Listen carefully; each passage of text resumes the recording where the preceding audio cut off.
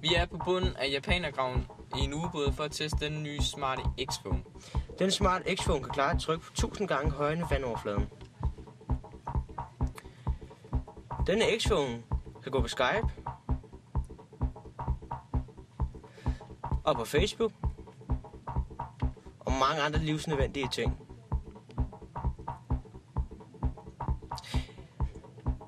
Vi vil nu teste denne X-Phones superkraft, der ved at lade os springe selv i luften.